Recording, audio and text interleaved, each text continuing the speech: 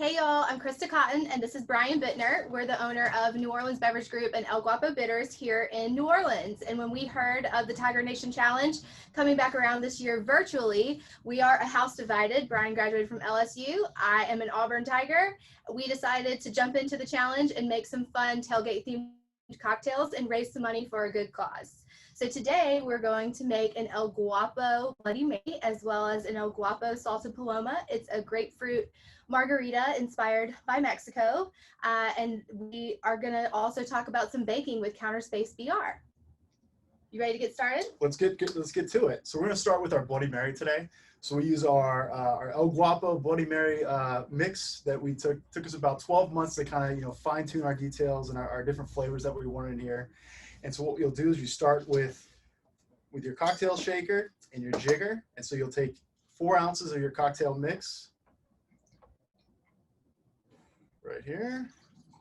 We'll do one more. All right. And then we'll take our vodka. So today we're using 13th Colony vodka out from Americus, Georgia. So we'll do, Christa says we should use 2 ounces of vodka. I tell her, hey, we're LSU Tigers. We're going to use a little bit more today, right? So we're going to, splash a little bit more in there. So go ahead and put that in. It's a lot of vodka, bud. And then we'll go ahead and top our shaker here. First, we're going to put some ice, right? Yeah. I was just going to put it in there, but hey, she's the expert, right? I'm the only one. I only drink them. She makes them. We're going to put some ice in there. So we'll go ahead and give it a nice little shake. Add a little bit more ice here to our cup. There we go. And we're going to take our top off here. Pour it over the top. Pour it over the top. And I know Christa kind of gets mad with me when I do this, but we'll add a little bit, some splash more vodka there.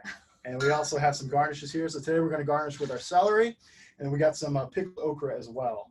And so the one thing I do want to say is one of my favorite games of the year is always that LSU Auburn game, because there's so many great memories, at least from us on the LSU side, because we always kill Auburn. Whatever. I think they've only won. Whatever. I think you can count it on one hand how many times they beat us since I started my freshman year at LSU Whatever. in 2004. But probably my favorite game would have to be the 2007 game, the late touchdown pass to Dimitri Spurd on our way to our second national championship of this century. How many national championships does Auburn have since 2000? Whatever. One, right? The point is that when they have lost, Brian is a sore loser. So one year he was supposed to come to the next Auburn LSU game wearing orange and blue. He failed. He didn't do it. The other time we bet on something for Auburn winning and Auburn won. He was supposed to give me 3 favors, whatever I wanted. He would do them without complaining. And here we are a decade later. He still hasn't done that. So maybe this year will be the year when you do I'll ask favors and you'll do whatever I want, right? Well, she refused to do any of the stuff that I want when LSU wins. So I think she's coming out ahead on that front. So, but now, give it a nice little stir here with your celery, and you got a great Bloody Mary for game day and tailgating. And notice we have his and hers cups. So he has a Tiger and I have an Auburn. So, house divided. Okay, so when we are making our salted paloma, that's your Bloody Mary mixer. Well, let's get that out of here. Okay, so we're going to take a clean shaker. Very important. Don't make a salted paloma after you make a Bloody Mary in the same container. Very gross. Fill it. I fill mine pretty much to the top because I like really cold drinks. So I'm going to put 4 ounces of our salted paloma mix in the mixer or in our shaker. Our salted paloma mix actually has the salt included, so you don't have to worry about putting salt on the rim. It's a really good tailgate cocktail because it's really easy to make. So I put 4 ounces of our mixer in, and then 2 ounces of our tequila. I am using Casamigos because I just think it's really good and really smooth, but you can use any brand of tequila, aged, white, whatever you want. You can even use a little bit of mezcal if you like smoky drinks. Give it a good little shake. Some people like to strain it. I actually like mine on the rocks, so I'm going to keep the ice in here. Pour it into my very handy Auburn tumbler. It is tailgate safe. I'm going to top it off with some extra ice, and then I garnish mine with dehydrated orange wheels. They're really large, and they're also orange, like Auburn. Well, I guess they don't really fit with this glass, but you get the point. So, War Eagle. Go Tigers. If you're interested in finding El Guapo products, we're available online at El Guapo Bitters. Please follow us on social media at El Guapo Bitters on Instagram. You can also find us in 28 states and 3 countries. We have some really amazing press coming out this holiday season. We also were just featured in the Auburn Magazine Summer Edition, which was really exciting. So follow our journey. If you have any questions, please reach out to us on social media. We're so excited to learn about biscuit making with our friend Sarah Joy Hayes of Counterspacebr. So Sarah, take it away. Hey all, I'm set. Thank you for the handy margarita. I'm enjoying Bloody Mary. Yeah, Bloody Marys and biscuits, right? That's the perfect combo. So thanks, Christa. You can't get better than that, especially with the 2:30 kickoff. You can enjoy a nice brunch, have your cocktail, and then whip up some biscuits. They also are very good the next day if you want to reheat them in the morning with some bacon and eggs. So yeah, biscuits are a fun one, and I'm excited to share. Thanks, Christa. My name is Sarah Joy Hayes. I graduated from LSU in math 2005. Graduated studying communications and had a very interesting journey to get to bakery ownership, but here we are today.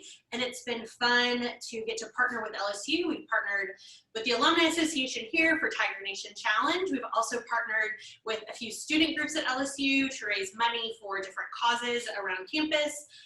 So we're excited to participate in a new fun way today. So biscuits, we're in the South. Everyone's grandma has a biscuit recipe. Whether or not you know your grandma's biscuit recipe, you know that that's the recipe that you love. So today, if you don't have your grandma's biscuit recipe, we're gonna present one with you that you can tweak and make it your own. And so one day, hopefully, if we're all grandmas, we have a biscuit recipe to pass down. The biggest key when making biscuits is making sure your butter is super, super, super cold. I also love biscuits because there's almost no hustle and bustle. You don't need a stand mixer. You don't need anything special or fancy to make them. You just kind of use your hands and a couple of measuring devices. I am partial, and not everyone is, to weighing out ingredients. If you're going to invest in one kitchen item, I will always tell you to invest in a scale. It's also good for cocktails if you don't have a jigger, or if you want to make large batch cocktails. So you could probably benefit either way. So first thing I'm going to do is measure out 480 grams of flour, also known as 4 cups, for those of you who might not have a scale handy yet. There we are. The only equipment we need today. We're going to add in a teaspoon of baking soda. And baking soda and baking powder are both really important for biscuits. And you've probably thought to yourself before, maybe you haven't, what's the difference? Well, the difference between baking powder and baking soda has to do with the volume of what you're making. So when you're making a bread, you use more soda typically, but if you're making something small like a biscuit or a cookie, you'll use more powder. So we're going to be using 4 teaspoons of baking powder, and then 1 teaspoon of salt. Another thing to note, a lot of people tell you, or a lot of recipes will tell you to sift your flour. With a recipe like this where you're using your hands to kind of incorporate everything, sifting isn't as important because you're going to get some air mixed up in when you're fluffing it around. Okay, and now the good part, butter. The reason you want really cold butter when you're making biscuits is because the butter gets incorporated in the flour, and you want it to still be cold so that when the biscuits are cooking at a super, super high temperature, the butter melts away and creates flaky pockets. Because we all know what makes a good biscuit is a nice flaky layers. So that's your hot tip. A lot of times when baking, you do want room temperature items, but that will make for sad, flat, lumpy biscuits.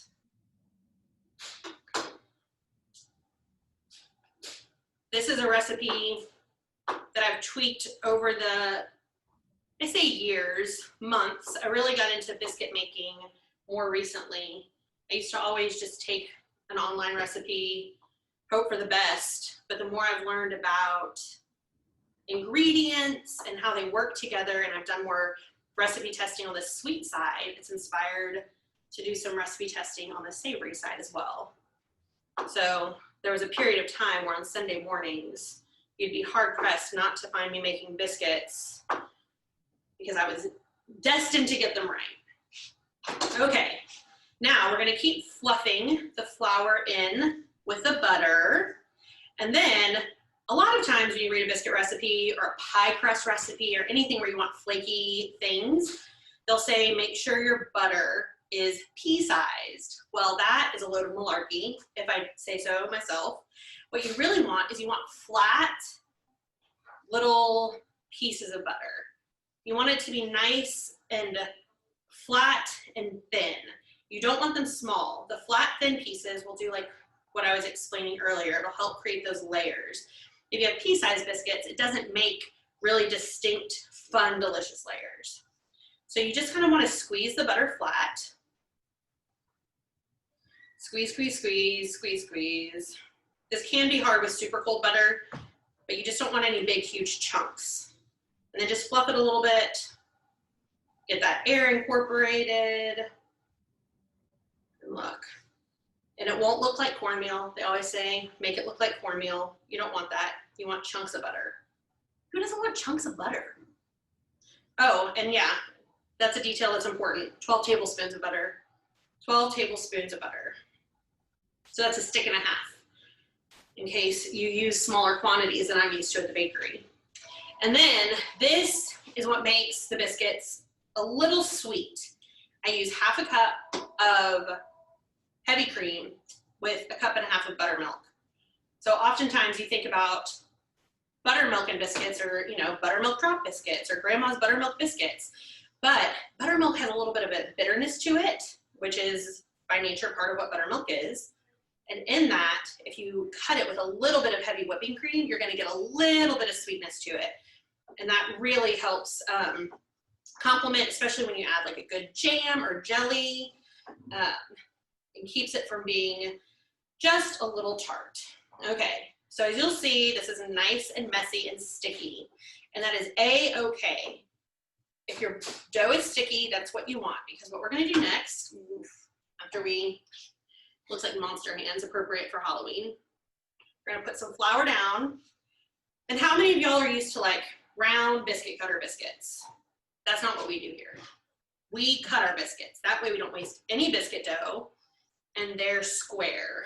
And that is one thing that I feel like is challenging. When you use a biscuit cutter and then keep rolling biscuit dough over and over again, it starts to get tough. And you don't want a tough biscuit, you want a soft biscuit. And as you'll see, this comes together super, super quickly, almost as quickly as a cocktail. And so what we're gonna do, again, we're here for the layers, the flaky layers. We're gonna press this down into a little bit of a rectangle, and then we're gonna fold it over. And notice I used a liberal amount of flour for folding it. That's so the stickiness starts to subside. And see? And if you've ever thought about or wanted to make a croissant, this isn't that unsimilar to what you do with a croissant to get those flaky layers. So we're gonna press it down again, fold it over again. There we are, look at that. Log of buttery, floury, flaky, future flaky goodness.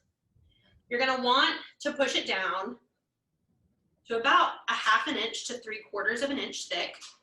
And this recipe, as I shared it, will produce about 12 biscuits, decent sized biscuits as well. And because we aren't gonna use a cutter and we're gonna use a knife, you wanna try to make sure that those edges are nice and squared off. That way no one is stuck with a tiny biscuit. That sounds like a poor, unfortunate lot in life.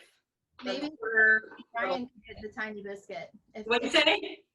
Maybe Brian can get the tiny biscuit if LSU loses. That's your lot today, Brian. You get the tiny biscuit. And see, if you cut them into little squares, they feel tiny and little, but because we use those 4 teaspoons of baking powder, and because we folded the layers, you can't see them well from the video, but up close you'll see, they're actually gonna rise and puff and move out a little bit in shape too. I prefer to use parchment lined baking sheets That's mostly because I feel like it doesn't stick, and it allows it to bake a little bit more evenly. A lot of us have been taught to use Silpats or something like a silicone liner, but the silicone liners, I find, because they don't conduct heat the same way, tend to make for not a firm bottom. And we need a firm bottom biscuit. Okay.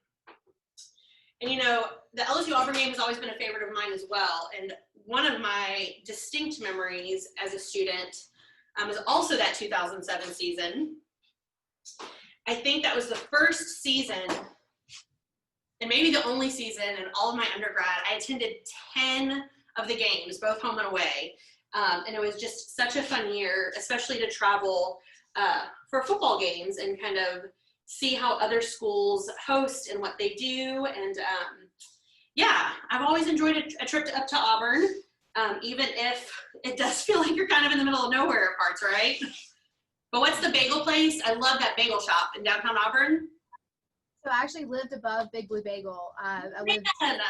I'm so jealous. You had the Lipscomb building, and that was literally, my apartment was upstairs above it. That's amazing. Yeah, so that's I always like to try to find either a bakery or a coffee shop whenever I visit a new town, because I feel like that gives you so much of the character of the place. But yeah, that's so fun. Big Blue Bagel, it's a fave. So what you're gonna want to do, look, we got our 12 biscuits here. You're gonna preheat your oven to 425 to bake them off. You want a nice high temperature so that butter melts really quickly. And if you're trying to prepare ahead, or maybe had one too many Bloody Marys in preparation time and it took you a little longer, you can always pop these in the fridge or freezer and let them get cold again before you put them in the oven. But yeah, now we've got our biscuits to go with our Bloody Marys. And go Tigers! Well, thanks guys for baking along with us today. It's been such a fun part to be at the Tiger Nation Challenge. We're always excited for a little friendly competition on and off the field, and we love this virtual opportunity to hang out with some of our other Tiger friends and raise some money, and hopefully LSU comes out on top, right? Both Saturday and with our fundraising challenge. And if you're local to Baton Rouge, you can stop by Counterspace. We're at Perkins and Acadian.